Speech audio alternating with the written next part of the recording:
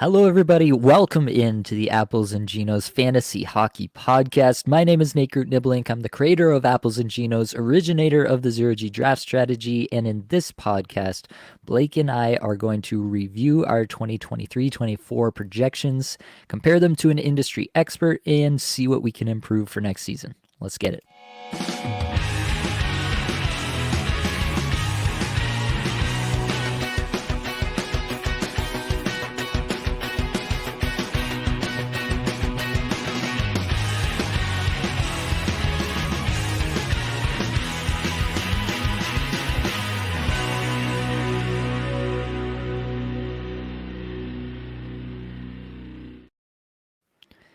And of course, I have my friend, my best friend, and your Thank you. friend, the man whose advice you should take for goodness sake is Blake Creamer. Blake, how are we feeling tonight? Wow, we're off to a great start. It just feels amazing. I'm glad you clarified, all right, because I need that, all right? I don't see you very much anymore, so that's absolutely I need that, Nate. All right, so keep that coming, buddy. I feel good. I'm actually a little bit cooked. I was talking a bit offline here, but 2 birthday parties today for kids That's 5 and rough. under. Good God, man. I remember, when I was a young buck, all right, at age 30, and I had a friend or have a friend still. He had a 3-year-old and say, "What are you doing this weekend?" "Oh, I got like birthday party, this and that." I'd be like, "You poor sucker. You poor sap. What are you doing?" He also had one of those like a baby Bjorns that he would wear. Right. And so I used to make fun of him there. He's also kind of bald and he looks like Pitbull. So I always would make fun of him. You ever seen that movie, The Pacifier, with Vin Diesel? Yeah, yeah. Yeah, I would like Photoshop his head on top of Vin Diesel's head. Anyways, that's me now. All right, I'm the pacifier. Oh God, it's happened. But this is what I needed today, just to get my mind right. Just some projection talk. Oh yeah, Projection talk in May. What could be better, really? exactly. But what we really want to do with this episode, we want to take a look back at our projections from last year, make sure that we weren't completely out to lunch on what we were telling people to do in their drafts. That's always important to us. Yeah, we want to learn something. That's what we talk about constantly here at Apples and Genos, constantly trying to improve our process, improve in all aspects of the game, and try to get better for next year. So this is a very key element, I think, in what we do here. We want to make sure that we understand what we're doing, why we're trying to do the things we're doing, what our approach to projections is, what we're trying to accomplish with them, and I'll obviously at the end provide some accountability as well on the results. So that's what we're doing here. I've got it up on the screen. If you're watching on YouTube, you'll be able to see. If you are watching on YouTube, like and subscribe. That'd be great. But let's get into it. So, what I have on the screen currently is my projections versus Blake's projections head to head. So, I've gone through and basically taken both of our projections, analyzed all the players that we both projected. I believe it ended up being 262 players that we both projected, and then kind of checked our results against the end of season finishes for every single player, and then kind of averaged it out to see how we performed as a whole, basically trying to distill it all down to a single number in each category that we projected, each statistic that we projected, and try to get something out of it that way. So there's a few different ways that you can do projections, and you can try to evaluate the worth of your projections or the accuracy of your projections. So I want to just take a second and explain why I chose the per game played metric that I'm showing on screen here. So there's a few different ways you could look at this, right? You could look at it in raw totals. If somebody scores 20 goals, but I projected them for 30 goals, that would be a minus 10, right? You could look at it that way, just raw totals, end of season. The reason I don't do that is that doesn't take into account injuries. And injuries, if you've heard me talk on this podcast before, I view as largely random. 99% of all injuries, I believe, are pretty much random and unpredictable. And you should basically not really take that into your analysis at any point. And so on a per game played basis, I think is more realistically showing how close our projections were to what the player was doing, at least when they were healthy. And so I think this is the best metric that we can provide. It's better than the overall totals, which would just get diluted by random injuries and which players got injuries. Like if the players with injuries were the players that were going to be farthest away from our projections, then that'll look really good on us, and that wouldn't really be fair. Or if they were going to be the players that were closest to us, then that would make our results look much worse than they actually were in actuality. So want to focus on providing the metric that's kind of the most actionable at the end of the day, the one that provides what fantasy managers were actually experiencing if they used our projections, right? So that's what I'm trying to do here. You could also look at this in terms of like a per minute basis or a per 60-minute basis. You know, you hear us talk a lot about shots per 60, individual scoring chances for per 60 on a per minute basis. And that is how we build our projections. But I think at the end of the day, what fantasy managers are most interested in is not if we're really close on the per 60 basis, but rather, you know, whether we were closer on the per game played basis in terms of what they're actually doing in each game. Like whether they skated 21 minutes or skated 18 minutes a night, that really didn't matter to you and your fantasy team this year. It really mattered what they put up on the score sheet. And so that's why I'm not using a per 60 basis to evaluate the projections. We're using a per game played basis. So enough preamble there. I can get into it a little bit here. Basically, if I can kind of distill this down, I've got this as an average of all the players, so 262 players that we both did projections for, as I mentioned. And then I've got an average of the top 100, so the players, you know, this is the top 100 as per my projections at the start of the season, and then obviously bringing Blake's alongside that. You know, you could argue you could use top 100 of the actual NHL scoring. That would be another way to look at it. Overall, I don't think it would change a whole lot based on which version of this you want to use. I could probably figure that out pretty quickly, do another couple cells if we wanted to look at that. But top 100 as per my projections, and then comparing that with Blake's, and then top 140, which would kind of simulate, 140 skaters rostered in a Yahoo league in most cases. So that's why I've broken it up the way that I have. Then I've shown the percent difference between our two projections as an absolute value. And then I've highlighted in each category, so for goals, assists, points, power play points, etc., I've highlighted which person kind of had a better result, was closer to zero. You know, these numbers that you're seeing on the screen, 0.086, 0.080, these are the deviation on average from the overall average of each of the players. I know that's a little bit hard to fathom mentally at the moment, but basically, if this was zero, that would mean we were perfect in our projections. And the further we get away from zero, the larger, the worse our projections are, essentially. So, without further ado, if we just look across goals, I did beat Blake in goals projections across all top 100 and top 140, anywhere from 6.5% to 7.8%.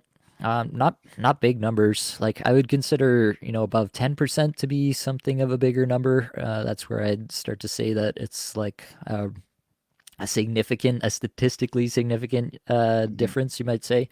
So I think we were pretty close there. I mean, you can see just looking at the raw numbers, like this is 0.07 equals 7.8% here on the top 100 difference. So definitely not a big difference there.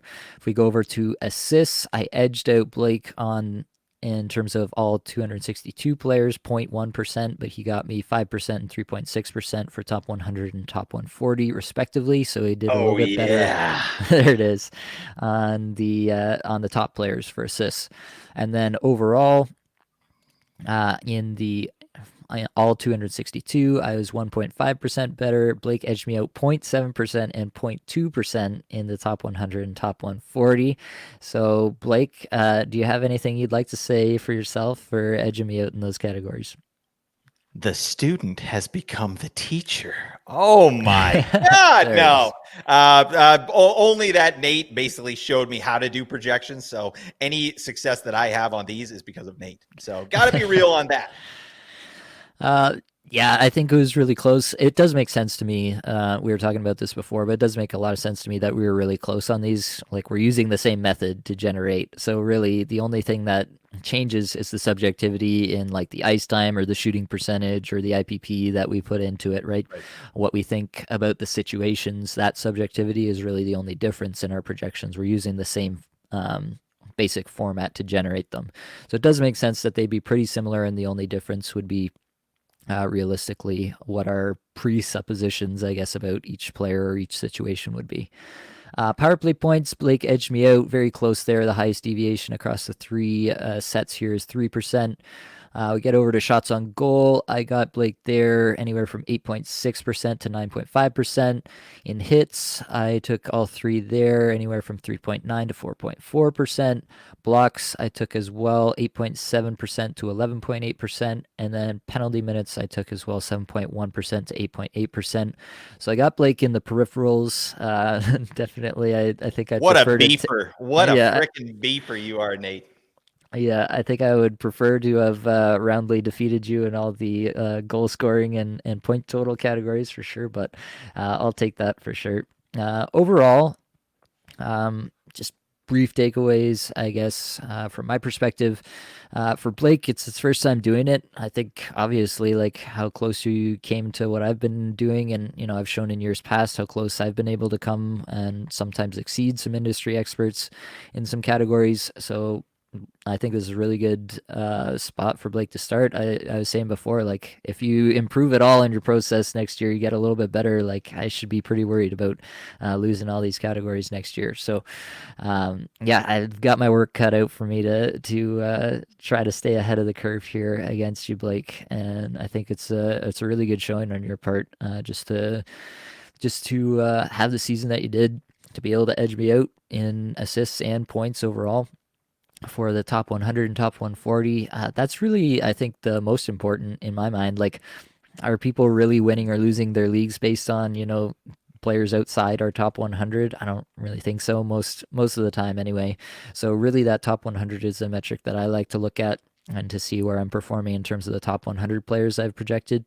And you got me there in assists and points. So kudos to you on that. Now I've got a little bit of a historical look back. I've got this versus Dom Lucian. I always download his projections. He's widely regarded as pretty good at what he does. Has a massive model that has way more inputs than I ever consider in my projections here. But 2023-24 results, he did edge me out kind of across the board here in the goals, assist, points categories. In all of the players that we both projected, it was pretty tight: 4.1%, 3.8%, 3.7% reading across goals, assist, points. So it was pretty tight, but he did get me in all three. If I go to the top 100, the goals was pretty tight, 2.2%, but he really took, got me for sure in the assists and the points. 15.7% better than me in assists and 12.3% better in points. So really good stuff there from Dom. And yeah, obviously you can read between the lines, not as good for me. Top 140, similar story: 4.5%, 11.5%, and 8.7% in goals, assists, points, respectively there. Yeah, just looking across, I don't want to bore everyone too much with the peripherals, but yeah, kind of overall, I was better in the full sample size, but he definitely did better in the top 100. He edged me out in shots. I was a little bit closer in points, power play points. I got him in hits, 4.9% to 8.7% across the three categories. He got me in blocks, 3.7% to 8.6% across those categories. And then we had kind of a split decision here. Overall, is slightly better across the three categories, but 0.5% his way for all players that we both did projections for in penalty minutes, and then up to 3% across the top 140 for me in penalty minutes per game played there. So pretty tight across the board. The biggest differences were in assists, for sure. That really generated most of the delta between his projections and mine on the season. And then shots is another one where he did a really good job this year, like really impressive job, honestly, this year. And yeah, just places where I need to be better, I think, from my mind.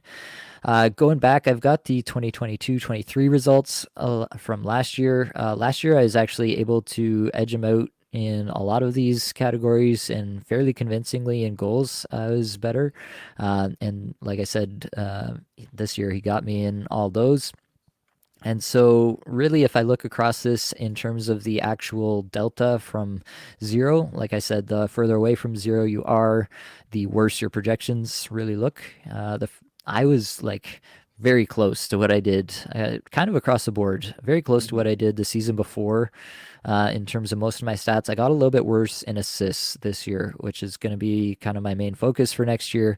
And trying to figure out why that kind of went sideways. I have some theories about that, but overall, that'll definitely be a focus. I would say I more or less held ground, kind of across the board, but Dom got significantly better across the board, and that's why he was able to do better than me in projections this year.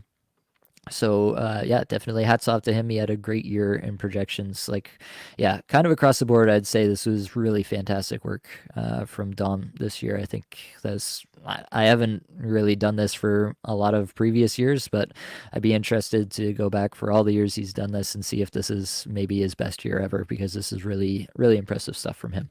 So hats off to him. Shots on goal, I just want to say, like, he improved wildly. Like, he got what is this, like over 50% better from last year in terms of his shots on goal projections. I got better as well, but he still beat me because he got massively, massively better in shots on goal.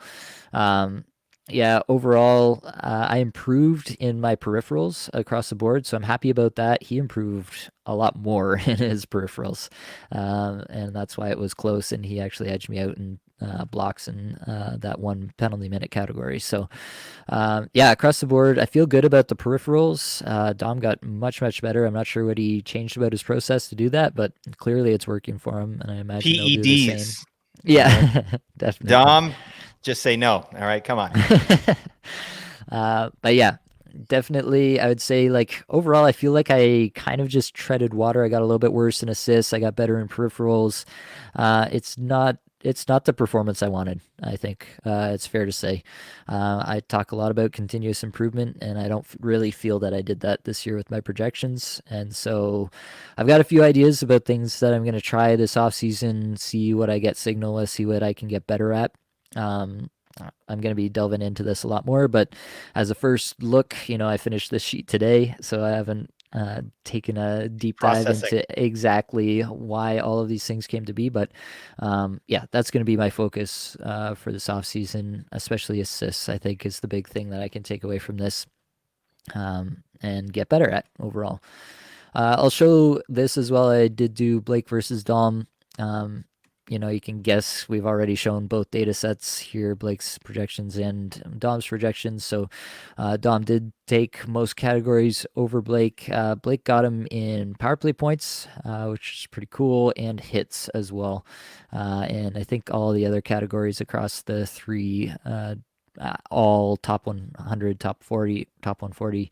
I think Dom got him in the others. So, yeah, just showing that for transparency's sake. But overall, I think we're pretty happy. How are you feeling right now, Blake, about your results, about our results as a whole?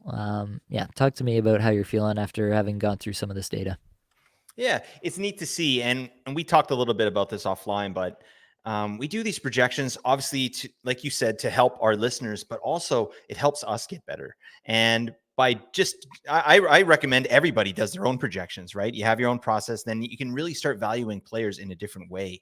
And that's what happened to me after I finished my projections. I felt like I leveled up. and just looking at these results, like, I'm just happy to be here, folks. All right. It was my first year, so I'm excited about that, but I'm even more excited to see that we were on the right track. We are on the right track. And myself in particular, like, you're already on the right track, but I feel like I'm right there too. And that just feels really good because I know some things already just from my experience throughout the year that I will do differently. The way I will value players, of just what I'm looking at for certain players and team situations.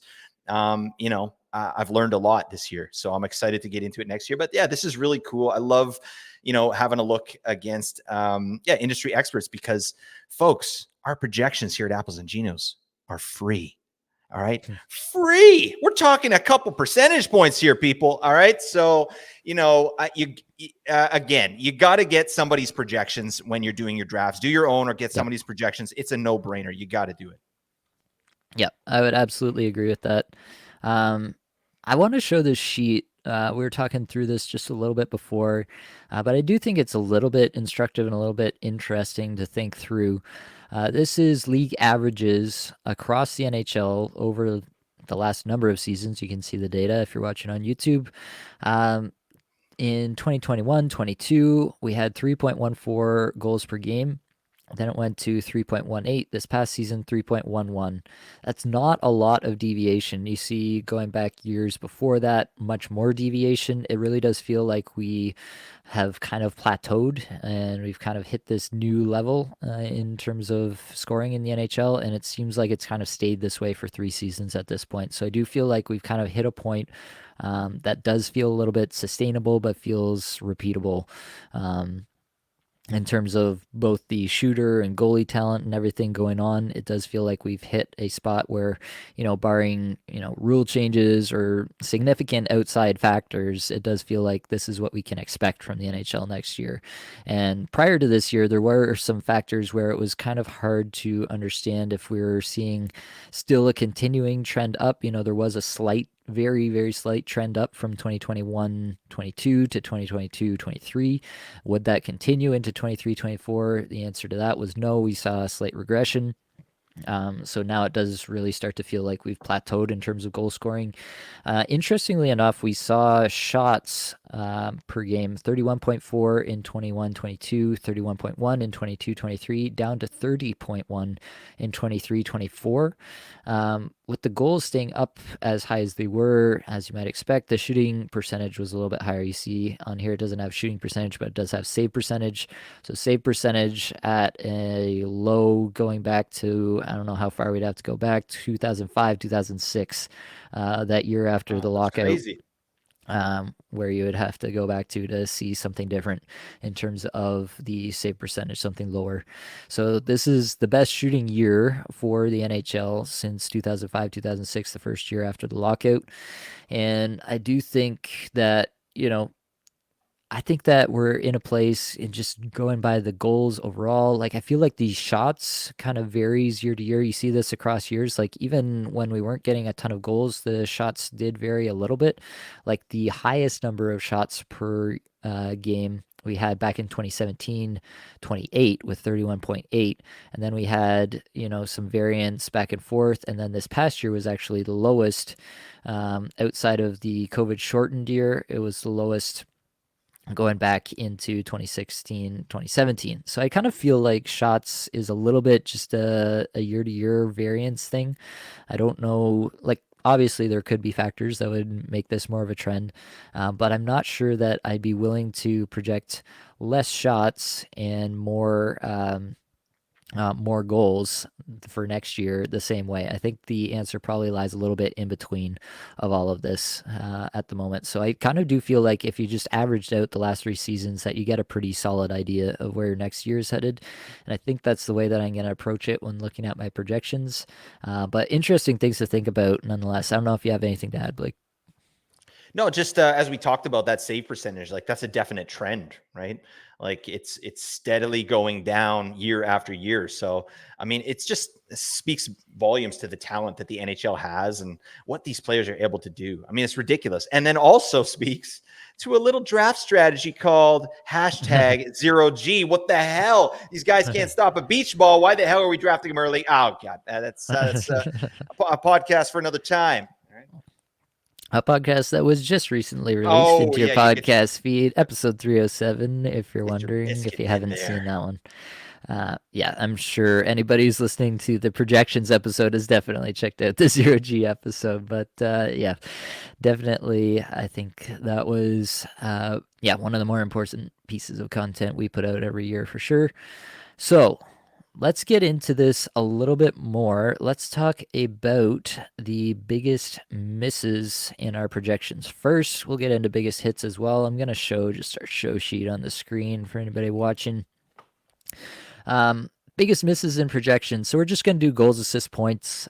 Just basically trying to find players where, either we deviated a lot, and then in the case of our biggest hits in our projections, where we didn't deviate a lot. We're not going to get into hits in terms of peripherals. I don't think anybody's too interested in that, but definitely goals, assists, points. Where we got away from what we should have projected, perhaps, or perhaps there are some things that we really do feel like were just unforeseeable events. We want to talk through a bit of that and see where we land on it.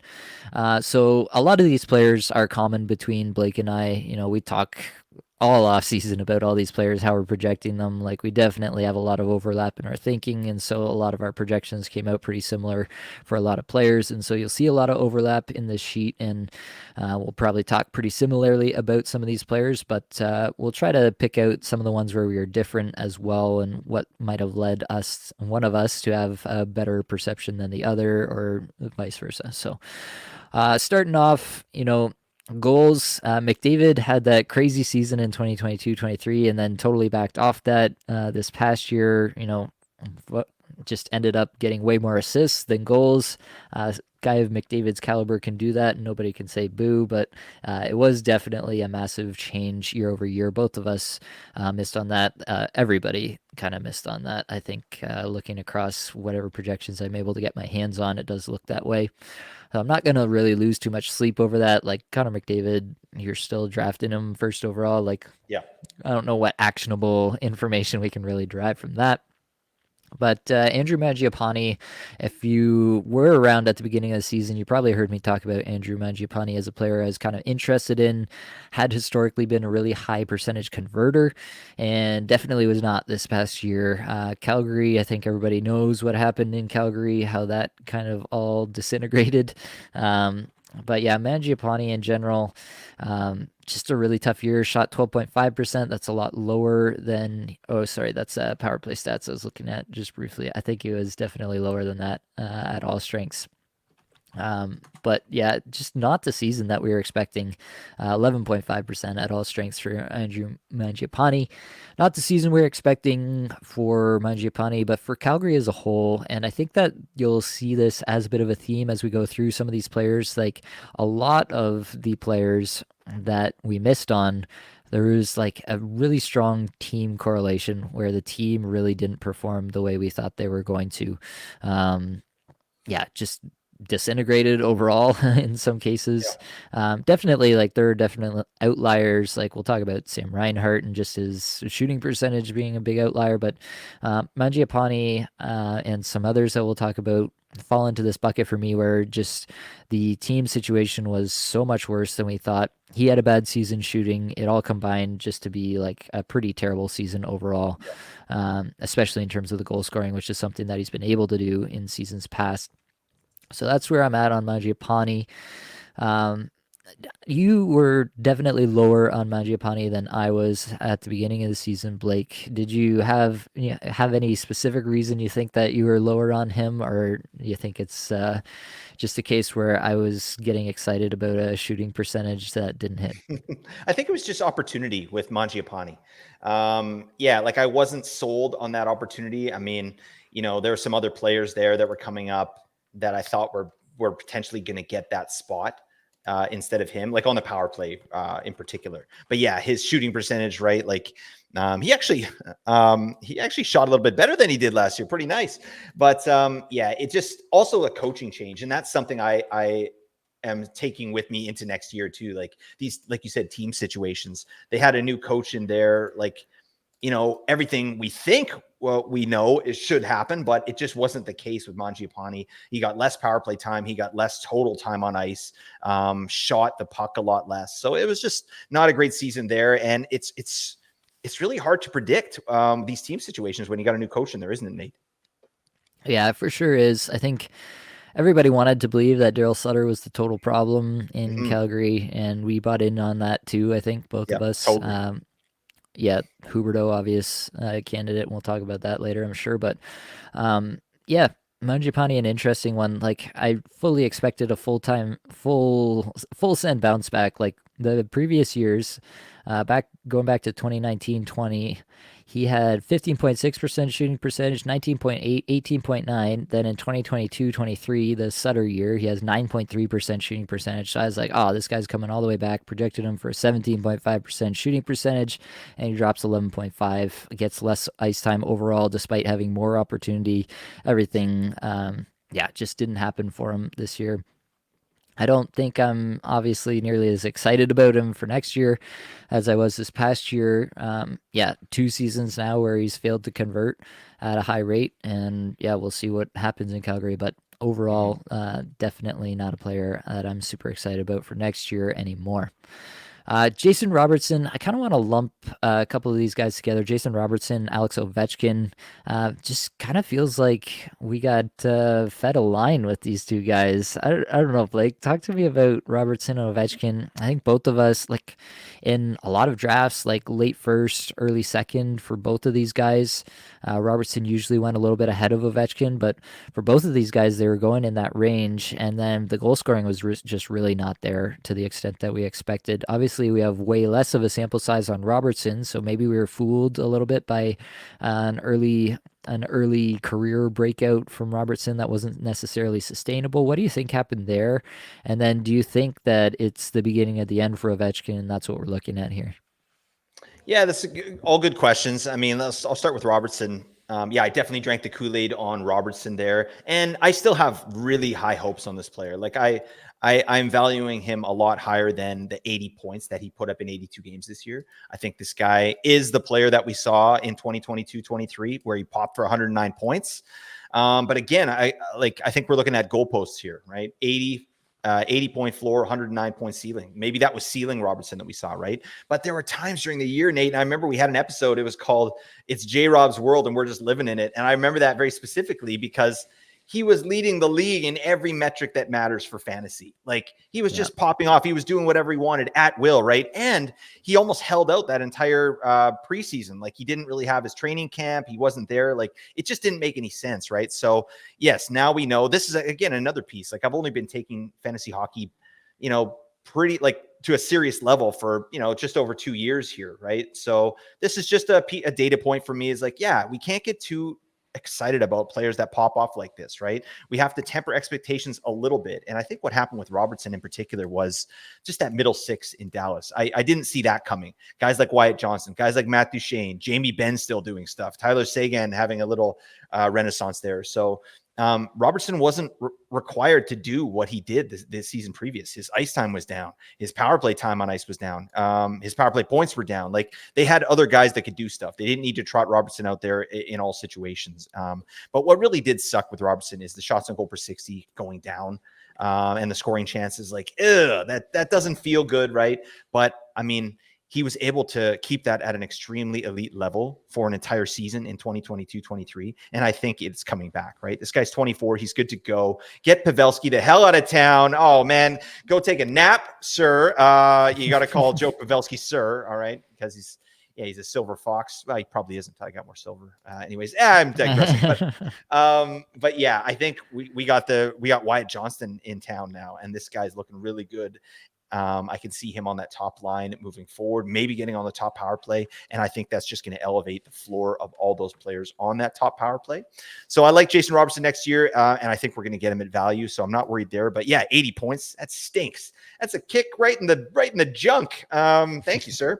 And then Ovechkin, I'm definitely tempering expectations on Ovechkin. I haven't seen anything really that makes a lot of sense other than, or like for his poor production, other than he doesn't have anyone to pass to. He doesn't really have anyone to play with there on Washington. So, yeah, like Ovechkin, when he has a little bit of time and space, he can do a lot with that. But if he's the only guy on the ice that the other team is concerned about, they're going to take every single shot away. Like he was really struggling and fighting for pucks and just space to make his shots, right? And he's not the fleetest of foot. The fact that he's sometimes they're not even putting him out there on 3-and-3 overtime. Like I saw that a couple times in the year. So that's not a good sign to me. I do have some faith. Like obviously everybody wants him to get this record. So they're going to keep trotting him out there no matter what. But unless they bring somebody else in there in Washington who can, distribute it or who can, as a scorer in his own right, like we might see a similar season here, right? Because I just think he's definitely on his last legs. Looking at it right now, 65 points in 79 games, not terrible, right? He still popped for 31 goals, but most of that was done in the last third of the season, right? After he tooted in all of our faces all season, buddy, what are you doing? No. So anyways, that's where I'm at with Ovechkin. I think a similar season is probably in the cards, maybe a 60-point season, 25 to 30 goal season, but maybe a bit more if they bring someone else in there. Yeah, it'll be interesting for sure. I hesitate to bet against it, right? I do think that you're going to get Ovechkin just absolutely tumbling down draft boards next year, and I do think that I'll probably still be in wherever his ADP settles, especially in Yeah. bangers leagues where you get the hits from him, things like that. Yeah, I just don't know that it's going to be like, unless he really is declining physically and there's a steep decline this year to next year, I think I'll probably be in overall. But yeah, I mean, he had a minute less ice time per game. That's going to hurt. Definitely the team situation, not as good as it has been in past. You can't argue with that for sure. So can't argue with that on Ovechkin. He's definitely going to be tumbling down draft boards, but I think he might end up being a value overall.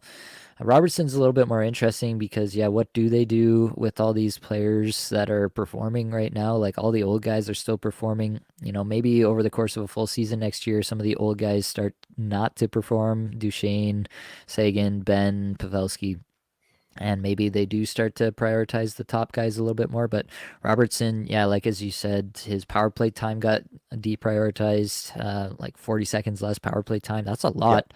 He was Massive. under 3 minutes average power play time.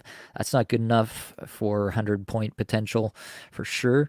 So he's got to get that back if we're going to see a return to form for him. And he was actually deprioritized too as the shooting threat on the power play. He got a lot less shots on that power play this past season, like 50% less shots on the power play this past season. So that's also really concerning for me in terms of his goal scoring potential for next year. So it'll be interesting to see where he comes out in projections for next year. But overall, I do think he's probably, unless things really change with the old guys there, I do think I'm probably going to have him closer to this past season than the 109-point season before.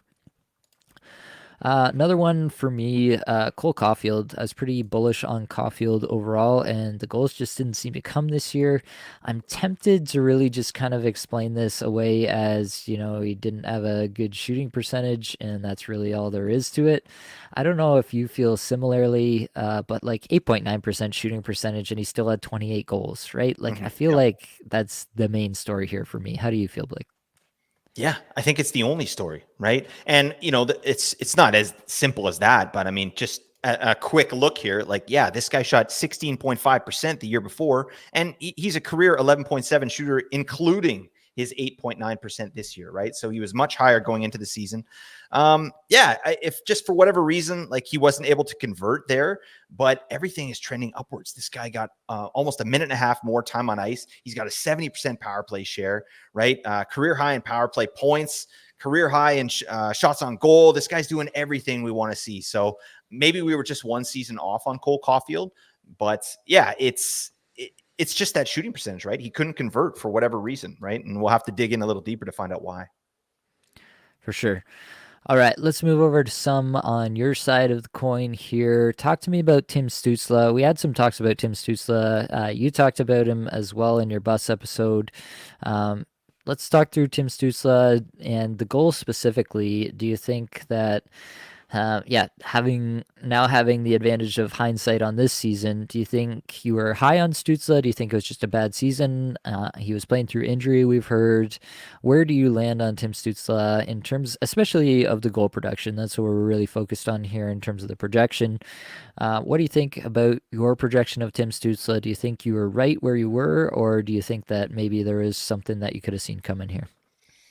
I feel good about my projection, honestly. Looking at it now, I had him for 40 goals and 48 assists. So for 88 points, that's what I had for Stutes. And I mean, yeah, all my projections were, to me, when Nate and I were going through it, they all felt a little high. So maybe it was a little high, but 40 goal Stutes, with what he's been able to do, like this guy, he almost got 40. He got in 2022, he got 39, right? So it's in the wheelhouse, but he did that off of massive efficiency, right? So in 2022, he shot 17.1%, which is great, right? But that's high. So this season, for reference, he shot 9.4. So it fell off a cliff, right? So to go from 39 goals to 18 goals, that's what happened with Stützle, and it's all on that shooting efficiency. And yeah, when he comes out at the end of the year and says, yeah, I've had a shoulder injury all year, like now I need to get this sorted out, like he's been playing through injury, like you need your shoulder to shoot, right? You got to have your shoulder to shoot the puck. So, I mean, maybe it would have benefited him to just take some time off and get the shoulder right, because he wasn't able to do what he really wanted to do. And he still got 70 points in 75 games. So this is a player that I'm not high on going into the year, but if he falls to me in like round 3, like I gotta hit that. You know what I mean? Like this he's a train. I mean, 2 seasons in a row of over 21 minutes average time on ice. I don't think that's going to change. That said, we just talked about like new coaches, right? Yeah. So that's going to be very interesting. But I think Travis Green knows what the hell he has here. Like when he was in Vancouver, he would play guys like JT Miller 20 minutes, no problem, right? So I don't think Stützle's ice time is in danger, and I think his power play time could go up. Like he went down to a 59% power play share last year, which Yeah. is weird. They had him on power play 2 at times with Jake the Snake Sanderson. Oh, I don't know what they're doing there, but this guy needs to be in the 70% power play share. He's a number 1 power play threat. He's a great distributor. He can shoot the puck, right? But Stützle on the power play had 1 goal on the season. 1 goal. No, that's not real. Okay, that's not sustainable. So he's going to score a lot more. Let's say he got 8 goals, right? Now he's got a 25 goal season, right? So that's as simple as it is. And 8 goals on the power play, I think, is absolutely reasonable for Stützle. A lot more, actually. So I am long story short, I am somewhat high on Timmy Stützle going into this year at value, and I hope that he does fall a little bit. I feel like he might not, just because of his name brand and what he's done in the past, right? He's kind of like a trendy pick for guys to do. He also bangs, right? He's good in banger leagues. So we might not get him at value, but I mean, if he's in and around like mid 3rd round, I'm all over Timmy Stützle next year.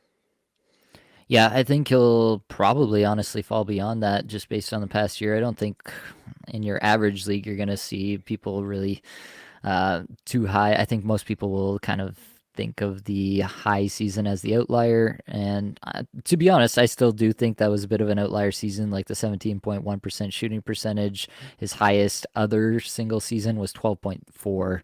So I do think the 17.1% shooting percentage was super high. I don't think he's a 40 goal scorer in the league unless, he takes another step in terms of shot generation.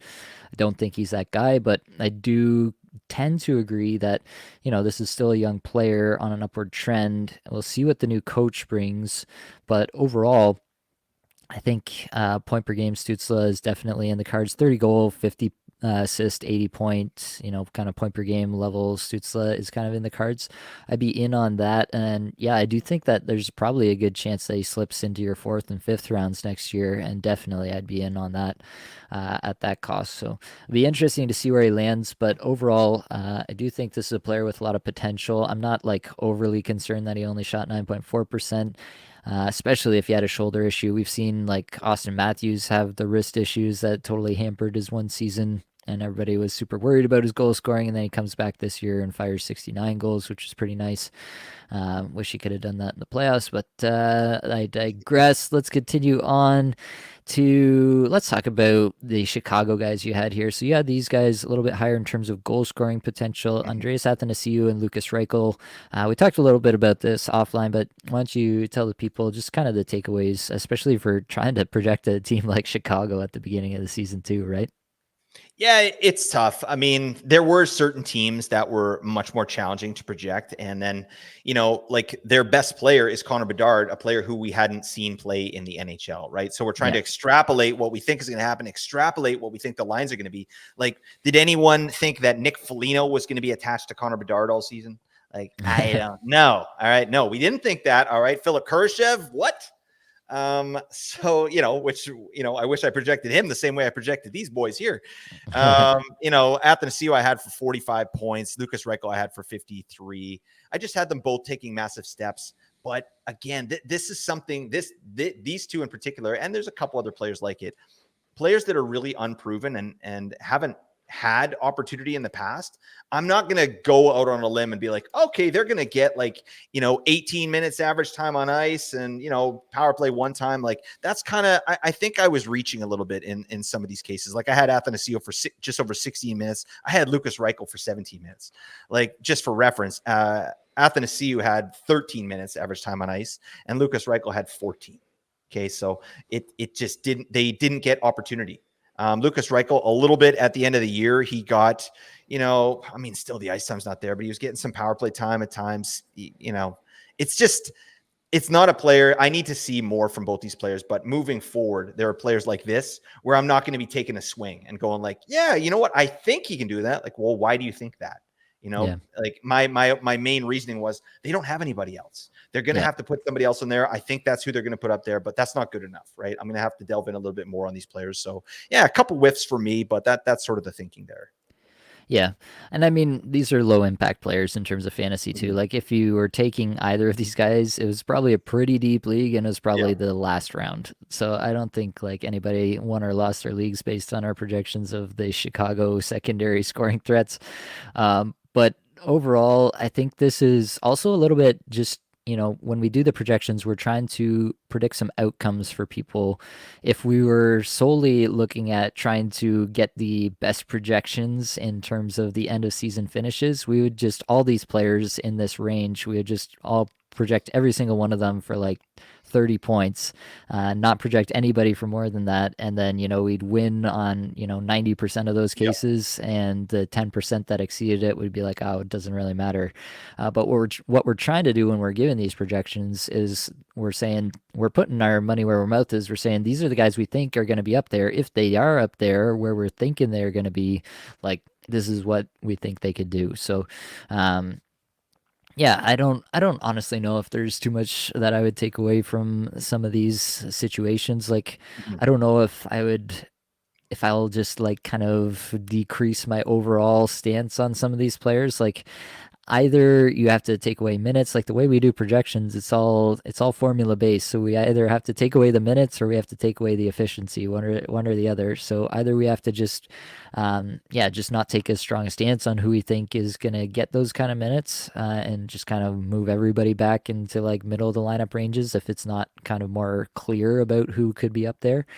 Maybe that's the route that we want to go if we want to, just win the projections end of season projections contest every year. We could do that. But You're giving me a over, nice strategy here, Nate. I appreciate it. yeah. Yeah, but overall, I think like there is a little bit of a disconnect in terms of what we show in terms of the end of season projections checkup and what we're trying to provide to fantasy managers in their drafts. And what we're trying to project for fantasy managers is like, this could be a decent piece if this happens for him, right? So there's a little bit of conflicting elements, I think, there that needs to be taken into account too. Yep. Um, Definitely two more players that are jumping off the page on this list that I think we need to talk about. Tage Thompson, we have to talk about. You're a little bit higher on Thompson. You had him for 53 goals. I had him for 47. Clearly, he got nowhere close to either of those numbers. Also, a player who dealt with injury throughout the season. We found out started to turn things on towards the end of the season. I think it's fair to say he was starting to feel a little bit better. Team had more chemistry. Now we got Lindy Ruff. Speaking of coaching situations, that situation is changing. I'm pretty encouraged by that, honestly. We saw what Lindy Ruff did with Jack Hughes as a Mhm. number one center. If he views Tage Thompson anywhere close to that kind of caliber of player, at least in relation to the other centers there in Buffalo, then I don't know. Like, is it crazy to think that we could get 20-minute a night Tage Thompson? I'd be pretty excited about something like that.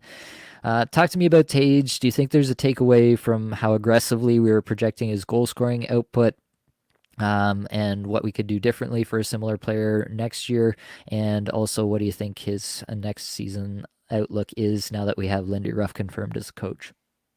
Tage is a tough one. He might be one of the tougher ones of the whole year. Like trying to put your finger on what exactly happened. Like sure, with the injury part, like it's easy to just be like, well, he was injured, right? And Yeah, it sounds like he was. So, yeah, I'm going to take that, right? But like there's more to it than that. Like what the hell was Don Granado doing all season? He had Tage on power play 2 at times. He was prioritizing guys like Jordan Greenway over Tage Thompson at times. You know, it it didn't make a lot of sense, and it didn't make sense then. And then obviously to finish the season, Tage is going buck wild. He's getting the 20-minute treatment, and he's popping the hell off. I love that. Where was that all year? Like, so I think this is a really complicated one because I think there were a lot of things going on, and it is a nice little refresh getting Lindy Ruff in there. And I'm encouraged to hear what you said about Lindy Ruff because yeah, obviously like he helped Jack Hughes, he gave him all those minutes. That's awesome. Like if we got 20-minute Tage, these projections will come true. Like this guy he's for real. I really believe in Tage Thompson, and obviously he needs to come to the season healthy, right? We need a healthy Tage Thompson and that Buffalo power play. What the hell happened there? Like get Jordan yeah. Greenway the hell off that power play. Get Casey Middlestad gone. Get him the hell out of the power play. What was he doing there? It made no sense. We've got guys that know what they're doing, that work well together, and they just it's like they had an aversion to going to it for some reason. Like I Yeah. don't understand. Even Jeff Skinner, like what are they doing with Jeff Skinner there? You got it. You like this guy's you're into him for 9 mil per. You got to Yeah, get him out of the ice, get him on the power play. What are we doing? So yeah, we'll see what Lindy Ruff does. It is a little bit risky bisky, but like if you listen to our draft episode or way too early mock draft, I picked him up at the end of the second round, and I felt a little bit nervous about that. But I mean, if he hits the way we think he is, he's going to be that first round value guy. He could be a league winner guy for you. So I am high on Tage next year. I think I'll definitely bake in a little bit of that new coach, uncertainty there. But yeah. 90-point Tage, I like 90-point Tage, 40 goals. I think that's in the wheelhouse, right? With a ceiling for a hell of a lot more. Yeah, I don't hate it. I think the most concerning thing to me from Tage's profile is the drop off in individual scoring chances for per Right. 60. That was his worst season going back to like his very first season in Buffalo. It was his worst season going back that far. That part is a little bit concerning to me. I can kind of explain it away with the injury, maybe. That he was just, it was harder for him to physically get to the dirty areas around the net or something if he was nursing an injury. He wasn't as comfortable being there. I don't like excusing things that way, but maybe I can make that excuse for him. The shots per 60 wasn't as high as the previous year, but was still the second highest of his career. Like it was still a good number in terms of the shot generation. Shooting percentage went down, on ice shooting percentage went down, the IPP went down, was the lowest of the past 4 years for him. I think all those things rebound next year, at least to some extent. I feel like 80 point Tage, assuming at least like this same level, 18 and a half minutes, I'll say. If he gets 18 and a half minutes, I'll bank on 80 point Tage. I think if he gets 20 minutes, I'm looking at 90 point Tage. So that's where I think I'm going to land on Tage in terms of the projections for next year. Just eyeballing a bunch of stats. Haven't done this for a few years at this point. We'll see where it actually lands, but I think I'm going to have a lot of Tage next year. Just, I think this is the kind of player where people got burned and they are not going to be back in next year. So he will fall in drafts. I think you're definitely not going to have to draft him in the second. I think you may not even have to draft him in the third, to be quite honest with you, in a lot of leagues. So it's going to be pretty interesting, but I think that Tage is going to be a player with league winning potential. I do talk about, not missing in the top number of rounds in your drafts. And so that's the part that people are really going to be worried about with Tage. But I honestly don't feel like that concerned about him. Like, I do think this was absolute floor Tage Thompson that we saw this past year. And I think that the ceiling is like, yeah, league winning potential from the third or fourth round where you're going to be drafting him. So that'll be interesting to follow all through draft season. We got to move on. We got to talk about Sam Reinhart. Um, we'll move on faster after this, but Sam Reinhart, like, what happened here? Like, was it just the massive shooting percentage, or should we have seen something coming here? I don't think we could have called this. I think this is an outlier season. This is just a special season by Sam Reinhart, and I think we have to treat it like that. We Yeah, can't come back and be like, oh yeah, Sam Reinhart's good for 50 goals every year. Like, no, I think Sam Reinhart's good for a point per game, and that's what I had him projected for this last season. But this was just a special season. Like, he underachieved in 2022, 13.6 shooting percentage. This year, 24.5. All right. One of these things is not like the other, right? yep, That's his low point and his high point, right? He's a career 15.6 shooter. I think he's probably a little bit better than that, right? Like a 16%, 17%. That's probably where we'll be looking at Sam Reinhart next year, and it's going to be great. But this guy also, Florida changed their power play a little bit. yep, I was digging in a little bit, and last year in 2022, it was a lot of low to high passes, like low to Montour at the point. He's putting the puck on net, and guys are banging in rebounds, right? Where this year, it's a cycle play. It's Kachuk, it's Barkov, and it's Sam Reinhart in the slot, just popping off, right? Like, he led the league in power play goals, right? So they changed the way they did their power play, and that was like I noticed that when I dug in on all three zones for Brandon Montour, right? Like in 2022, Brandon Montour, the rebounds he created per 60 was like some of the best in the league, and that fell off a cliff for him in 2023-24, right? Because he wasn't getting the puck as much, right? He was more of a supplementary piece, and all the offense was going down low, and then with Reinhart as the trigger man. So that's what happened there. I wouldn't expect 50 goals even again for Reinhart. I think 40 goal Reinhart, 40 goal, 85 points Reinhart is probably where he lives, and he's going to be massively overdrafted next year. Unfortunately, we won't be able to get the Sex Panther, Nate. yeah, it feels that way for sure. A few other guys that we won't have time to dig into too much. Zach Hyman, I think, just had a really efficient season alongside, McDavid, Draisaitl. These guys really feels like he's come into his own there as a crucial piece of that power play, especially Artemi Panarin. Just like totally changed his game this year. New coach. Yeah. That's going to be a really interesting one. I'm inclined to believe that in a lot of these cases that the shots per 60 for a player at this age, at this level of having played like a decade in the league, like I'm inclined to believe that those shots are not for real, that they go away to a large extent next year. So that'll be an interesting one to project for next year as well. We'll see it on one of the lists later, but we actually predicted his assists pretty well. It was literally just that he scored way Yeah. more goals than we were expecting. That really changed his season for fantasy purposes. Forsberg shows up as well. Obviously, had a terrific season there. Got a lot more minutes. A lot of stuff going into that one. For assists, a lot of names that you might expect. You got Brandon Montour on here, who we were both high on. You got Skinner and Darlene from Buffalo. We know what happened in Buffalo, kind of furthering my point about Calgary. Calgary going downhill. Yeah. Buffalo, the same story this year, and it kind of tanked a couple of players' seasons. Tage, Skinner, Darlene, a lot of guys there felt the effects of that. Jonathan Huberdeau, again, the Calgary situation, Huberdeau just seems to have lost interest in playing NHL hockey. Totally bizarre situation. I don't really know how to feel about that one. If I could have, just somehow predicted that this is what had happened to Jonathan Huberdeau, that he just like had forgotten how to play hockey or couldn't play hockey anywhere except for in Florida. So I don't know about that one. That really just feels like an outlier case to me that there's nothing really repeatable to learn from there. Johansson was an interesting one. Obviously, billed as the 2C in Colorado. It's really funny. I hated this player.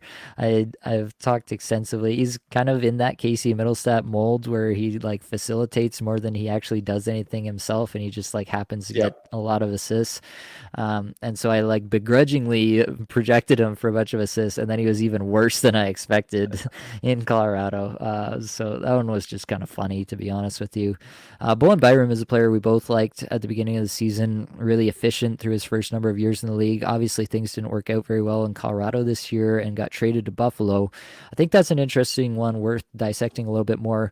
Um, what are your expectations? I think people are still like high on the talent, like in dynasty circles, they're still high on the talent. But I mean, he's in Colorado. He was blocked by Makar. He goes to Buffalo, where they also have a top five defenseman in the entire league, and Rasmus Dahlin. Yeah. Like, I don't really see a significant upside case. You know, if Buffalo turns things around, they get the offense humming under Lindy Ruff, then he can, maybe be that, anywhere from 40 to 50 points, second power play defenseman. They tried him on the top power play. I don't think that's something you expect to happen long term, especially under Lindy Ruff. What are your thoughts on Byram for next year? It's tough with Byram because, yeah, all that stuff you said holds water for sure. It's like it's kind of a similar situation that he's gone to. But of course, Byram started to play better when he went to Buffalo, right? He put some points on the board, right? He started, getting more minutes, like over 20 minutes in a lot of games here. So it gives you that hope, right? It's like, oh, maybe they're going to prioritize Byram. Like, no, they're not going to prioritize a guy they brought in on a trade when they've got Rasmus Dahlin and Owen Power there, right? And other guys, other young guys in the wings. I think Byram's probably going to fall by the wayside, or he's going to turn into, kind of like a player on like he was in Colorado. Maybe even not a Devin Taves, definitely not a Devin Taves, but more like a Sam Girard or something like that, where he can maybe put up 35, 40 points pretty consistently with good periffs. But I feel like unless he's prioritized, and he needs that power play one, right? He's a great offensive defenseman, but he's not getting that time. So I think we have to look at him as a little bit of a different type of player moving forward. For sure.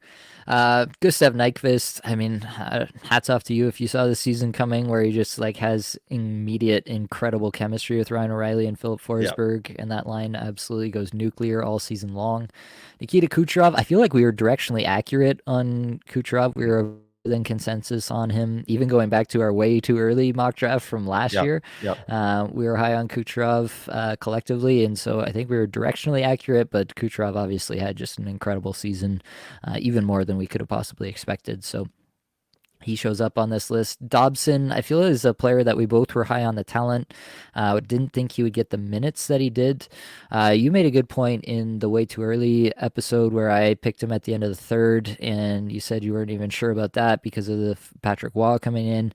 And I did look into it, and Patrick Waugh has really reduced his minutes. In the time that he's had Dobson under his wing. And so that does concern me for next year is are we back to 20 and a half minute a night Noah Dobson instead of like 27-minute a night Noah Dobson like we were Yeah. getting at the beginning of the year? That would definitely put a crimp in his production profile for next year. And I think honestly, that's probably the way I'm going to have to project it. So that's an interesting player. And then Mike Matheson. This is a player that you were closer on than me for sure. I had him regressing. I had Montreal as a whole. I was very off of Montreal. I guess I should have been very off on Calgary instead, but I was very off on Montreal. And yeah, Matheson had a terrific season, really efficient season. What do you think you were right about on Matheson versus me? The main thing about Matheson was his underlying skill set and then the opportunity that he would receive. I felt like no question he was going to be number one power play quarterback, which he was all year, and that's really what steamed him up, right, Nate? Yeah. 28 power play points. My God, his previous high was 9. Okay, so yeah, I mean, I actually had Matheson for more even strength points and less power play points. So I think I had him for 55 points. He got 62 on the year. But yeah, it was just that power play, and I knew he was going to get that, or I felt like he was going to get that. And plus, this guy's highlight package is ridiculous. I mean, this guy is an amazing skater. His edge work is ridiculous. He's just never had this opportunity. So I had a little bit of data there, like based on what we saw in Montreal last year. He was injured as well, so I knew that Matheson would be at value coming into the season because people don't really know what this Mm-hmm. guy's capable of doing, right? Yep. Like he paced for 58 points last year, right? So it's in the wheelhouse, and he was able to prove that this year. So I really think that Matheson's got one more year like this before, you got guys like Lane Hudson coming in here, Caden Gooley sort of chipping away at his minutes. But I think he's going to have another massive minute season. Yeah, I think, yeah, he had an extra minute per game played this past year. That definitely helped. He had a 58% IPP. I thought the Yeah, that 54% IPP, IPP crazy. was high, but now he's repeated it. So I don't know where I'm going to project it for next year, but it's going to be in the 50s, I'll tell you that, which is, yeah, just elite levels for defensemen for sure.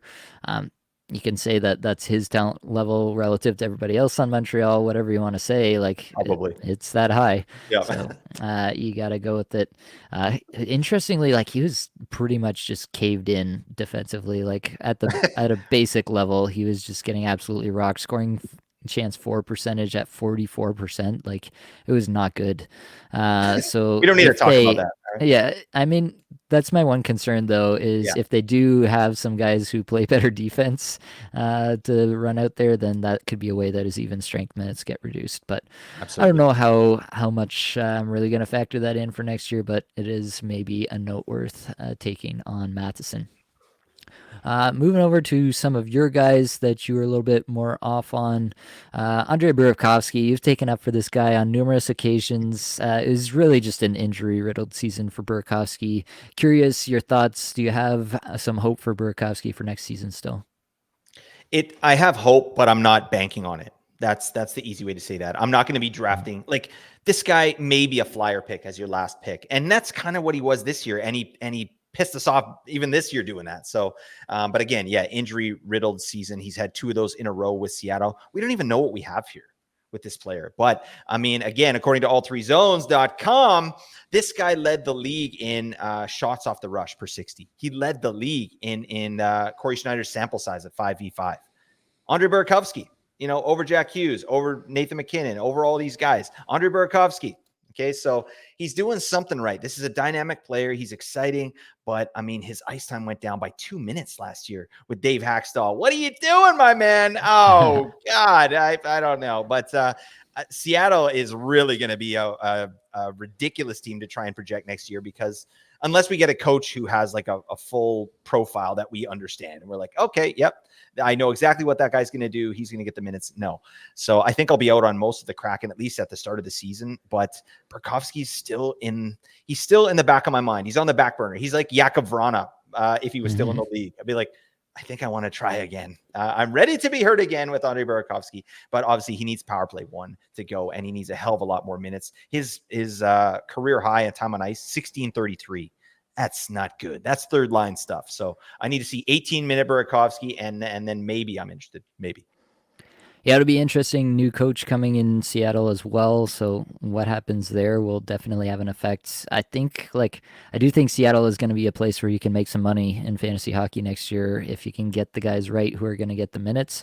I'm Nice. not sure it'll be easy to predict who those guys are, and that'll be the challenge for us. But I do think that it's almost impossible that they'll be as evenly split in terms of deployment as they were this past year. So I think there'll be some delta there that will be exploitable for fantasy purposes. Talk to me a little bit about Pavel Buchnevich. You just ended up being a little bit low on this guy overall. Still had a solid projection on him. I don't think there was a major thing here with Buchnevich, but you put him in the bus category too. I remember that from the bus episode. So Yeah. talk to me about Buchnevich. Do you think there's anything that you can take away from that projection? Yeah, I mean, one thing I didn't expect is that his on ice shooting percentage would fall off a cliff, right? And that's what happened. Like, especially at 5-on-5. I mean, last year, 2022-23, his 5-on-5 on ice shooting percentage was the highest of his career, 12.35, which is fine. We know St. Louis is a really efficient team, but this year at 5-on-5, 8.62. That is I mean, damn. Was anybody putting the biscuit in the basket over there in St. Louis? I don't know. Rob Thomas, I'm not crazy. I'm just somebody. Oh, yeah. So, I mean, I think this is an outlier as well. This is the third lowest mark of his career, but it's not the way Yeah. his career was trending, Buchnevich. So, I still think we're looking at like a 70 to 80 point player here with Buchnevich. And his efficiencies, goal scoring, we knew that was going to come down as well. And it came down massively. But we called the bust, Nate. We did it. All right. This Yeah. is a bust. All right. And I feel good about that. Yeah, that was an interesting one for sure. I think I was higher on Buchnevich overall, but maybe it was more a little bit more weighted towards the gold side of things, and that's why he didn't show up for me when I was doing this list. But interesting one for sure. Talk to me about Kalen Addison, the other one here. You Why? definitely thought that Addison was going to get the run as the top power play guy there in Minnesota. That obviously didn't come to fruition. Do you think there's a lesson learned there? Yeah. Stay away from defensemen that profile like Tony D'Angelo. All right. Yeah. So I'm not into it anymore. Like anyone who's getting like this should raise red flags is when coaches are giving defensemen like 16 minutes on ice. Yeah. That should raise red flags at all times. Like look at Brock Faber, right? Like that guy's got it getting 27 minutes. That's rock solid. I'm not concerned about Faber at all. But Kalen Addison, he might be a better offensive defenseman. He probably is than Brock Faber. But like, if you're getting 16 minutes time on ice, that means the coach doesn't trust you, right? He's sheltering you. And I'm not interested for fantasy in sheltered offensive D men anymore. I think I'm putting that to bed. I just thought that this guy would have an opportunity. There was no one else there in Minnesota to run that power play, right? Well, what did they do? Kalen Addison, get the hell out of my sight. No, we're going Marco Rossi. We're going 5 forwards. I don't Yeah. care. Yeah, they're just whizzing in this man's cornflakes. So, and then he went to San Jose and he couldn't get time there. So yeah, that's something I'll be keeping an eye on moving forward for sure. Anybody that profiles like Tony D, get the hell out of my sight. Yep, not much to add on that front. So for points overall, I had a high projection on Jacob Peltier coming into the year. He got injured early on. I don't know if there's much to take away from that. I'm still relatively high on the player as kind of a prospect still. Hopefully Calgary can turn it around and become not a dismal organization overall. Connor Brown, coming off of injuries, I thought that he would get more run there just by virtue of, the McDavid connection, kind of fell prey Yep. to that narrative. And it really was just a narrative in the end. Like, if you can't play, you can't play. And Connor Brown has probably seen his best years already in the NHL at this point.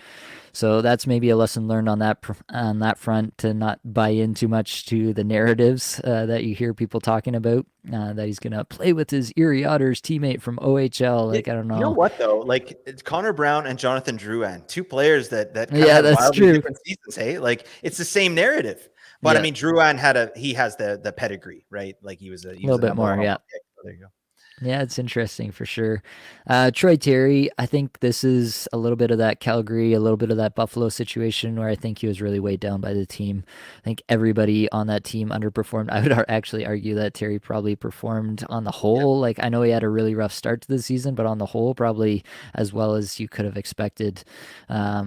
In terms of the full season. So I still believe in the player, but I'm going to have to see a little bit more from Anaheim, the team, to really be in on Terry as much as I was last year. So that's my Yep. take there. Evan Bouchard, I was definitely low on Bouchard overall. I was just a little bit hesitant to immediately say that he could be really efficient on the power play. People were giving him all of Tyson Berry's power play points. Tyson Berry is a terrific power play quarterback. I don't care what people say. I know he's been just eliminated from Nashville, but Nashville has Roman Yossi, who might be, the second best or third best offensive defenseman in the entire league. So that's a little bit of an unfair bar for Barry to clear. I still think Tyson Barry can probably run a top power play better than all but maybe like 15 other defensemen in the league. So I was just really hesitant to really assign Evan Bouchard all of that, and he got that and then some at even strength as well. So that's kind of the takeaway there, I guess, is, I was high on the player. I loved the player. The Yeah. underlying numbers, they were all really good. I was just really hesitant to like say that it could all come together. I should have just really believed, like it's Connor McDavid. What are we doing here? So that's my takeaway from that. And then Matt Duchene, yeah, I think there are just some players who will do this to you regularly. Like Duchene has had these up seasons where he's super efficient, and then down seasons where he's like terribly efficient. It doesn't make any sense, but I think there are just some players who are just wildly unpredictable year to year. Don't know the reason for any of that, but I think Duchesne is just one of these guys. I don't honestly believe there's anything to take away from Duchesne Yeah. having a terrific year. I think there's every chance that he's just terrible again next year, and we're really ruining the picks that we take him in. So Matt Duchesne, just not a guy that I'm super interested in. A few guys that you had higher projections on: Anthony Beauvillier, Jake DeBrusk, and Brian Rust.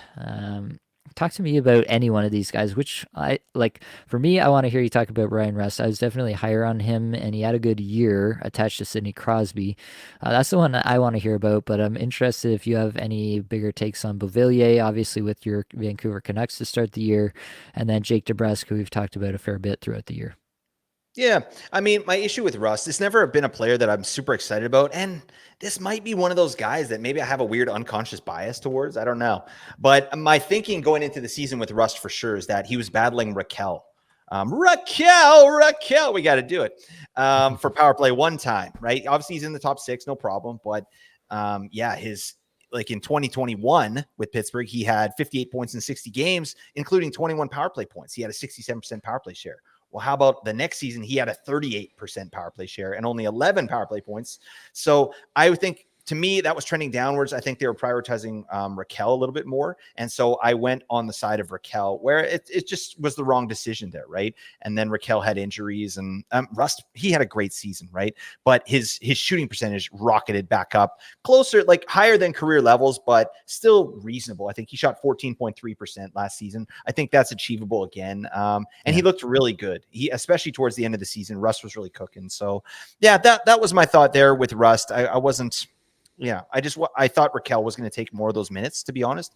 And then Beauvillier, to me, from what I saw in Vancouver, he was getting top six deployment and some power play time, right? But again, it was a new coach situation. Yeah, Tocchet was there, but he wasn't there for very long, so we didn't know what we were going to get. I was calling for Big Kuzi to have a good season, which he needed to move to Calgary to start playing like Big Kuzi. But so yeah, that one's fine. I'm not too worried about that. It wasn't a big projection on Beauvillier. And then Jake DeBrusk, that's just a player that has shown out to us in the metrics that we find important.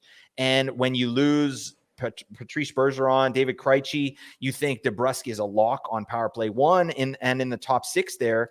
I really thought that would equal some production for DeBrusk, and it just wasn't the case, right? They went with the Coiler, Charlie Coyle. Oh, he was getting all the minutes. Pavel Zacha was doing stuff. So Jake DeBrusk took a step back, no question, this year.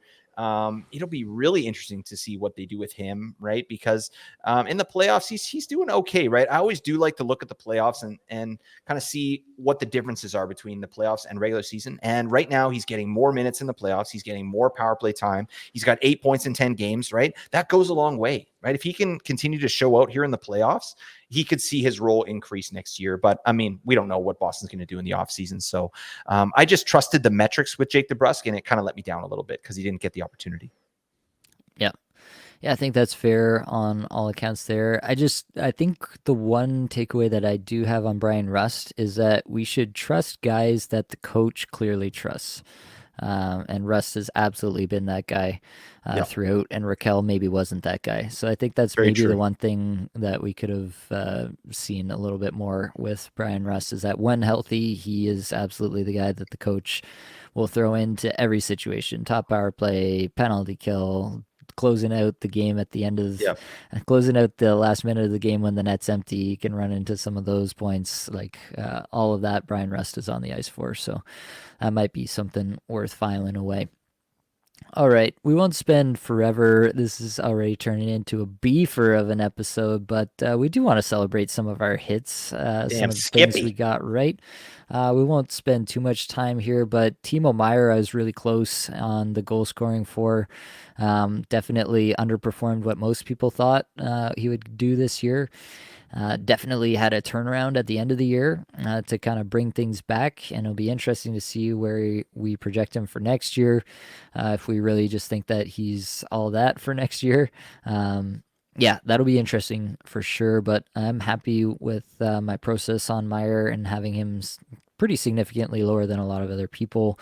How that played out. Kirill Kaprizov was very close on, had a slow start, but really turned things around and ended up right near my projection. Kirill Marchenko had a terrific start and then fell off a cliff, but still ended up right where I had him at the beginning of the year, which is kind of interesting. Kale McCarr, it's hard for a lot of people to project the really high end defensemen because a lot of people like regress them back to where other defensemen should be. Kale McCarr Mhm. doesn't need to be regressed back to anybody else other than Kale McCarr because he is that dude. And so I'm happy with my process on having, a high end defenseman like this and repeatable on that projection. Travis Konechny, I was pretty accurate on overall. Felt good about that one. Vladimir Tarasenko is an interesting one, I think, because a lot of people, I think, were pretty excited about him going to Ottawa, but I think there were some factors that I took into account a little bit more that I'm happy with. He was kind of an afterthought almost in Ottawa. He was just kind of sitting Yeah. around after most of free agency had taken place. Most of the big free agents had moved, and Ottawa just kind of found room for him. He was never a top power play priority. Never like spent a lot of time in the bottom six in Ottawa throughout the course of the season. And then, yeah, just overall, like being accurate on a projection like that is, in my mind, indicative of good process on the player. So I'm happy with that one. From your side, Blake, you absolutely nailed a few players here. Roman Yossi, Matt Barzal, Kyle Connor. Any of those that you feel really particularly about why that came out so well for you? It's hard to say, man. It's really hard to say. Like, I'm trying to think of what my thought process was at the time when I did it. Like Yossi, to me, he's a perennial 20 goal guy. Yeah. So the fact that he got 23, that shouldn't shock anybody. To me, Matt Barzal, like, he's such an interesting player. I'm really keeping my eye on this guy because again, all three zones, as I've mentioned now a few times, but this is a guy that shows out in every microstat to like the highest degree. He just hasn't popped yet. Like this guy, Nikolai Ehlers, those are players that are truly elite at what they do. Their efficiency is garbage. This guy shot 9.6%. What are you doing, buddy? God. So I mean, Barzell's an interesting one because I actually got his goals and assists dead on. Right. Hmm. And I'm not bragging. Like I mean, I have a process and the process worked with this player. So that's great. Right. But he kind of did a roundabout way to get there. I don't think I had all the power play points. Like it was all a mishmash. So but yeah, there's nothing really I can take away. Like he's not a goal scorer; he's an elite distributor, right? Yeah. So he rushes the puck in, slows down, has control, and his shot or his passes lead to scoring chances. That's it, right? And he's got, you got guys on the power play there. Brock Nelson, super underrated scorer. Bo Horvat, great on the power play. So I really like this guy's floor in general. And then 23 goals, that's a career high for him. So I called Barzell's 23 goal career high. Oh my God, shout out to me. But I mean, I think he's not a goal scorer; he's a distributor, right? So we need to temper expectations with his goals. Yeah. Absolutely agree with that. Another couple that you're really close on in terms of the goal scoring, Nazem Kadri and Tyler Bertuzzi. Bertuzzi was a guy I know you and I talked about at the beginning of the year. We were pretty low on him relative. Yeah, Like I heard some people talking about 70 plus point Tyler yeah. Bertuzzi at the start of the year, and that made no sense to me whatsoever. Bertuzzi came on more towards the end of the year for sure, Mhm. but definitely was nowhere near that. And you ended up with a really solid projection on him in terms of the goals per games played here. So, talk to me a little bit about that process on Bertuzzi and why you think that worked out. Yeah, I mean, we knew like this would be a reasonable player for fantasy, someone you could have on your team, but he had no power play and he had no chance at power play. So that really is going to cap what he's able to do, right? He got an opportunity in Boston, right? He had some opportunity there, like it. He was a definition of a supplementary piece there in Toronto. And that's what he did. 22 goals is what I projected him for. I think he got 21. So yeah, that's not rocket science to me. It's just a player that, is not going to get a ton of opportunity, but he's playing with really good players, and he should be able to, tap a few, great passes in net front, right? So that's where I was at with Bertuzzi for sure. Kadri's an interesting one though. I was looking at my projection on him. Yeah, 31 goals, 67 points. Like again, Calgary, just it turned out to be a really weird team to project. Like Kadri was one of their best players this year, Yeah. certainly for fantasy. But again, yeah, I had him on power play one. It's kind of all over the place at times, but it sort of leveled out towards the end, and he was really like their go-to guy on offense, right? And ended up with a 61% power play share. So that's nice. Yeah, it's I don't know that I could do that again next season with these two players because there's so much weirdness going on. But I'm interested in Toronto though. I wonder what they're going to do, right? Like if Marner ends up moving on, right? Waives his no movement clause or whatever.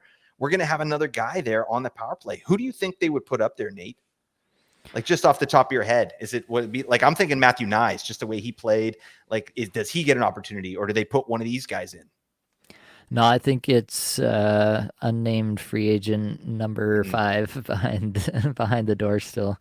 Oh yeah, nice. Personally, yeah, I mean they tried Domi in that spot at times. When there was Yep. injuries in the playoffs, they tried him out there. If he comes back, there's been a lot of talk about him probably coming back, and Bertuzzi maybe coming back has been the way that it seemed, at least in the Toronto media. Yep. Um, so Domi could be that guy if stuff moves around in Toronto this offseason. But I think that there's also a really good chance that if a big name moves in Toronto this offseason, that's going to free up a ton of cap space, and they're going to use that cap space on scoring and on Yep. like dirty scoring in particular is a thing that Brad Treliving's talked a lot about. Yeah, trying to score playoff style goals basically. So guys Yep. like Bertuzzi, but maybe not exactly Bertuzzi if he's looking for a big payday after his 1 year contract this past year. Yep. Could be somebody else. So that's kind of the way that I'd be leaning at this moment. We got to keep moving. We got to talk about some of the guys we're close on assists. Tarasenko shows up for me again. I was very close on him across the board, goals, assists, points. Alexander Barkov is one that I was really close on assists, not so close on goals. He didn't score a lot of goals. He was deferring, obviously, to Sam Reinhart. It felt like a lot. I mean, Reinhart was ripping it, and he was scoring every time he touched the puck, so why not? Drake Batherson is one I feel pretty good about. Had a down season, but it was literally all percentages. This was the easiest bounce back candidate of all time to project, and we hit on it. So I feel pretty good about the Yeah. process on that one. Anybody who is fading Batherson because of the previous season was not looking hard enough at the underlying numbers, in my opinion. And so this is one that our process should catch, and it did, and I'm happy about that. Matthew Boldy shows up. I don't have much to say about Boldy. Is just yeah, an ascending player that we were able to correctly project. Both of us showed up on both of our lists here. RNH is one that I'm really happy that we were able to project pretty well. He had that massive 100 plus point season, 103-point season, I want to say it was in 22 23, largely fueled by the power play. And yeah, I think people like, and anytime somebody has a 100-point season, he's going to be overdrafted the following year unless he actually is that guy. RNH, to me, very clearly has never been that guy. Was very much like the reverse Batherson, just totally fueled by unsustainable percentages. I like the way Um, that sounds, the reverse Batherson. You yeah, just gave him the reverse Batherson. That sounds like Urban Dictionary. We need to look that up. Oh, okay, yeah. keep going. But yeah, that's how I feel about RNH. But to be able to like predict the actual amount of that regression and to get it close like this, to me, that's really good stuff. I'm really happy about the process and how to project coming back down from such a big high is a pretty interesting thing to think about and to parse through. So I'm happy that the projection got that. And then Goudreau and Panarin, I wanted to highlight this because Goudreau and Panarin did not have great seasons, but it was really just in the goal scoring department for both of these. Right. So the actual assists we were both of us had pretty close on both of these guys. So I think it was just interesting. Gaudreau obviously on the minus side and Panarin on the plus side of the equation, but that doesn't mean that we necessarily missed on the player overall. We just missed on one aspect of their point production profile, being the goal scoring here.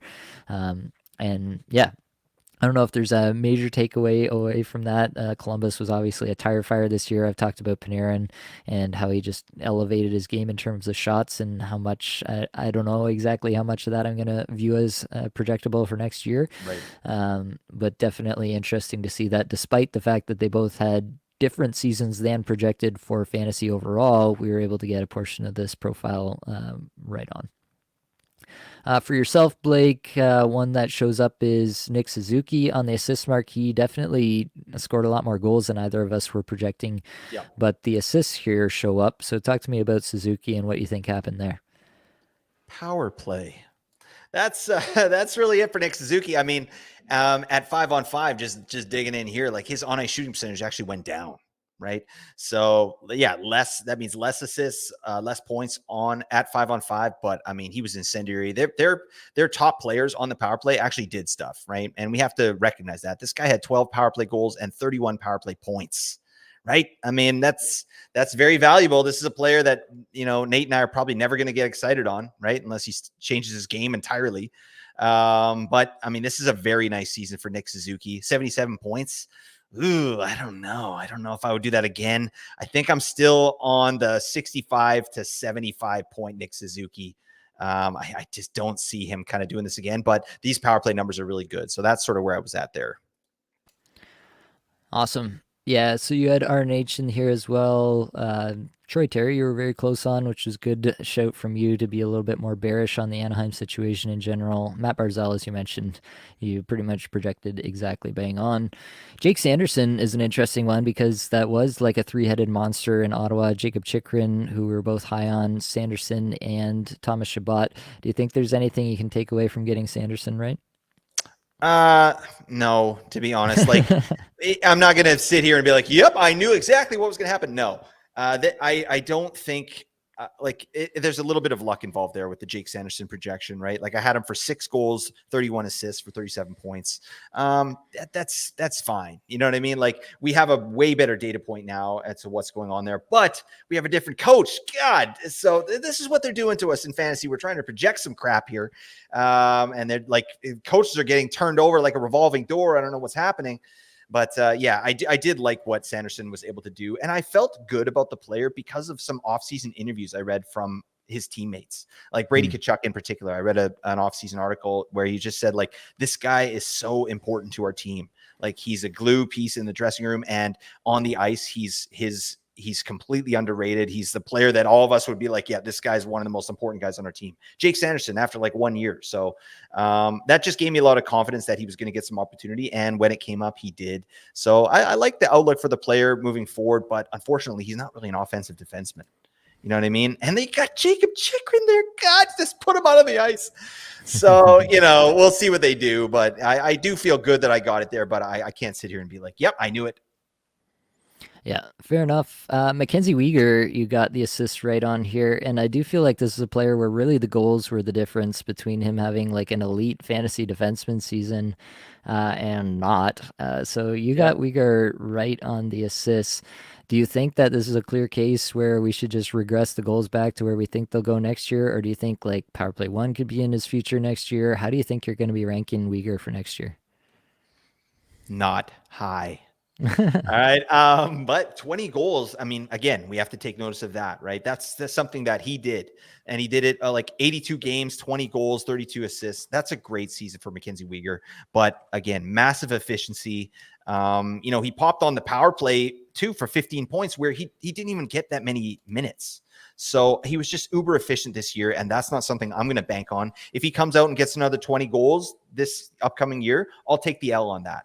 Like, I'm not going to project Mackenzie Weegar for 20 goals. I think he might struggle to score double digits. Like, I could see an 8-goal Mackenzie Weegar, 9 goals. I could see that happening, but 20 goals again? No. I think this is the outlier season. He caught lightning in a bottle, and, there were times in the year where he was the leading goal-scoring defenseman, right? And he ended up 3rd.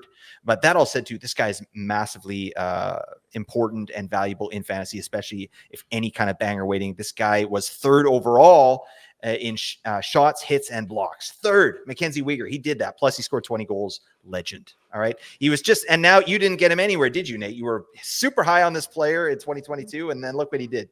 Yeah, yeah, no, I didn't get him anywhere, unfortunately. Yeah, I guess I was a little bit too burned from the year before. Dropped him down too much, but yeah, hats off to Uyghur for a tremendous year. Interesting underlying numbers. He's gonna be a really tough player to project for next year unless You we think get you'll get some power sort play of one? idea. That's going to be really tough, to be quite honest with you. I honestly don't know how I'm going to do that. I'm probably going to hedge my bets across these defensemen for next year, and it's not going to look pretty, but Go I big or honestly go think, home. Come on. yeah, he's definitely got the most upside. I will say Yeah. that for sure. He has the most upside. So yeah, points overall. Just briefly to close this out here, talking about some of the players that we were closest on in total points. Tarasenko, as I mentioned, shows up for me. Carter Verhaeghe, Dylan Larkin, Braden Point show up for me. Nico Hischier. I think a lot of people got inordinately high after 2022-23 on Nico Hischier. So for me to be able to project that one pretty closely felt like a win overall. Sidney Crosby had a terrific year. Everybody was like, wow, Sidney Crosby had an unbelievable year. He was one of my closest projected players, so I feel really good about that one. And then McDavid and Matthews show up for me as well as really close in the total points projection. I feel really good about that overall. I think honestly, like I could project him even higher because he had a terrible Yeah. start to the year and then lit it up afterwards. But in the end, it came out to what it came out to, and I feel pretty good about being able to project the high end players pretty closely. We should be able to project the high end players pretty closely. I feel like in most cases, and being able to do that is yeah, it's just something that you want to be able to do year after year because you don't want to mess up with the top end players for sure. So feel good about that. Moving over to your side, we've talked about Barzal. Bjorkstrand actually showed up for you, which was kind of interesting. And he's not even the guy you were ever highest on the most over in Seattle, but he shows up for you. Eriksson Ek shows up for you. That's a guy you've talked about a lot. Talked about him as a value this year. Interesting player. I think you've said honestly most of what you want to say Yeah. about Eriksson Ek. Probably don't need to spend a lot of time there, but Zach Werenski is a player that we both love talking about, so I'll let you go off on that. Werenski shows up for you as having projected him very closely.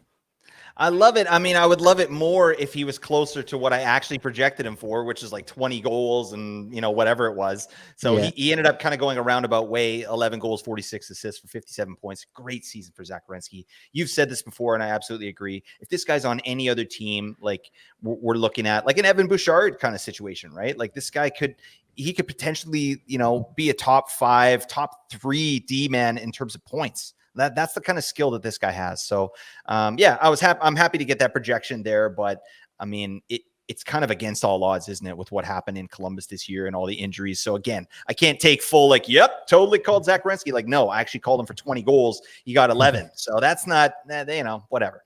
But long story short, Werenski is going to be again a big target of mine going into next year, and I think we're going to get him at value again. All right, because of what goes on in there in Columbus. Yeah.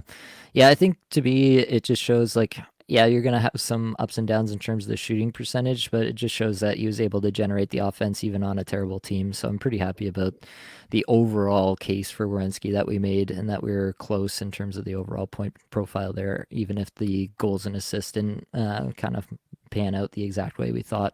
Right. A couple of LA players show up for you. Kopitar and Doughty, you got bang on. Konechny and McCann, we both were very close on.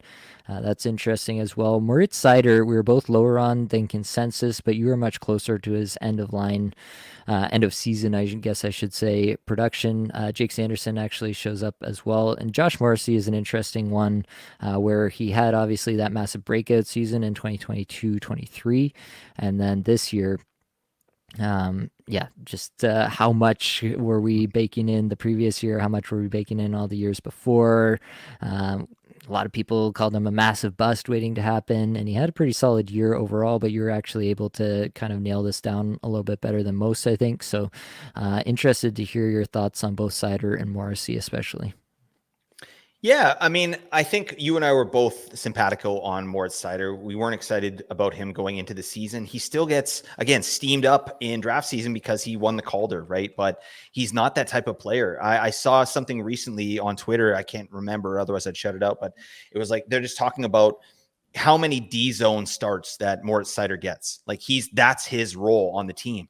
Like for fantasy, we want O zone starts. All right. We want a guy who's going to get a chance to score and put some points in, right? This guy is out there in all the defensive time, right? So I think we need to think about that moving forward. That's how they're playing this player, and so we can't expect like even 50-point seasons for Seider. I just don't see that happening. So again, I'm probably going to be very similar with this projection that I had for Seider going into next year until I see something different, right?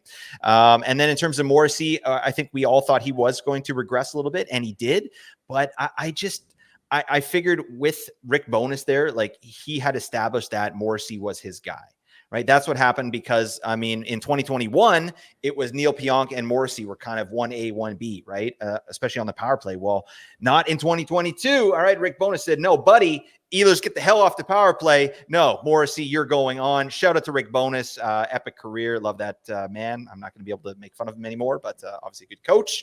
But anyways, yeah. He's put Morrissey out there. The guy popped for 28 power play points. And then this year here, yeah, regressed for sure. Only 19 power play points after 28 last year, but he was able to up his production at even strength. And he's a gamer, this guy. He's a really good player that's taken a step in his development. And I really do believe he is this player now, like a 60 to 70 point defenseman moving forward, as long as this deployment holds with whoever the new coach is. And I wonder who it's going to be. Maybe Scott O'Neill again, because if it is, then his floor is rock solid. Yep. Absolutely agree there. Well, we have probably taken too much of our listeners' time already. The last order of business before we get out of here, we did have a new review come in on Apple Podcasts. This is from Matty C7722. He says, great way to stay up to date with fantasy hockey news and understand how to use advanced metrics, deployment, and opportunity to make informed decisions. It was my first year listening, and I had a blast and learned a lot. Thank you, Nate, Blake, and Josh. Thank you, Maddie C, for that review. If you have not already and you could leave us a review like that, we would greatly appreciate that. You can do that on whatever podcast platform you're listening to. It does really help us out in the end. But that's going to be all that we've got for this episode. Hopefully it brought you some value, helped you get a little bit better at fantasy hockey today. Any of the advanced stats you may have heard today came from Natural Stat Trick, which is a terrific free resource. Many thanks to the band there for supplying the music for the podcast. Be sure to check out their Spotify as well. That's it, folks. Much love.